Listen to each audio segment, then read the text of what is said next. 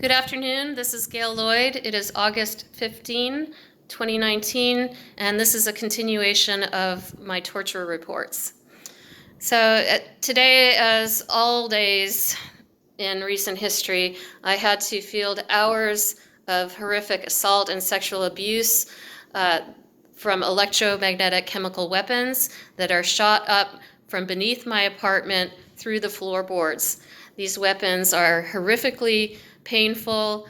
They can cause rashes, blisters, bloody contusions, and they're almost impossible to defend oneself against. They can penetrate through two clutched fists, and so most of the hours of my days these days, I'm locked in a fetal position, trying to field the assaults that are shot at all the most vulnerable areas of my body.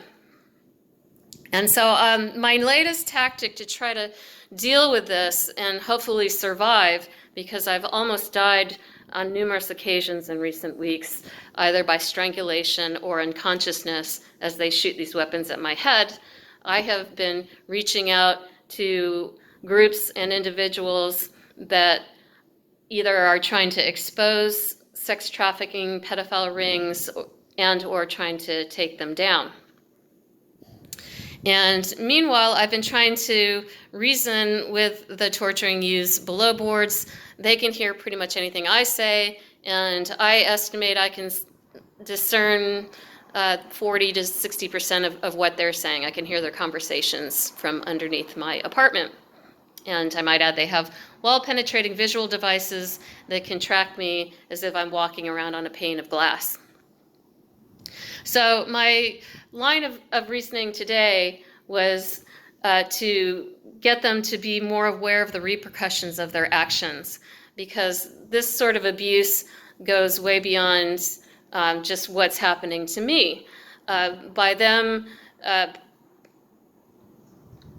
endorsing and embracing this sort of evil, they're going to be perpetuating a sort of tolerance of this kind of abuse, and these weapons will fall into the hands of pedophiles eventually, which can pursue vulnerable people up to this point with virtually no accountability, because we don't know where the passages are that lead to these underground rooms and labyrinths below the city.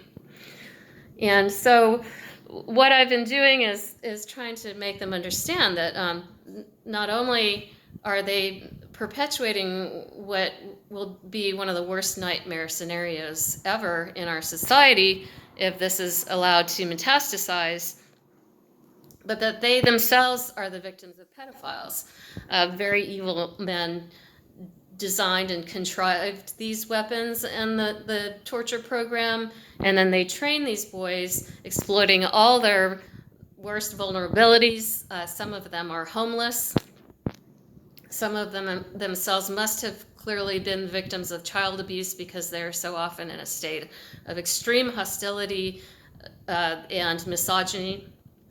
And so just by training these young men, youths, some of them sound as young as 12 years old, to sexually abuse and rape people with these weapons, they're including them as part of the victims themselves of sexual abuse. If you're being trained to sexually abuse someone else, you are the victim of sexual abuse of pedophiles if you are underage. So while trying to bring that home to them, I just also wanted them to know that as they continue to use these weapons and this becomes a normalized activity for them, as they grow older, they themselves will probably become pedophiles. I have heard boys talking about one weapon in particular that can penetrate deep into the tissues that they like to point at the crotch, and they call that the abortion weapon. And another time I heard a youth explain that a rape kit cannot identify a woman who has had what they call an abortion, but has the fetus killed, essentially. that there's no trace of any trauma or assault with this kind of weapon.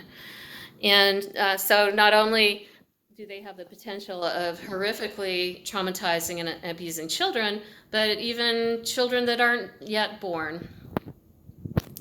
And so I'm going to include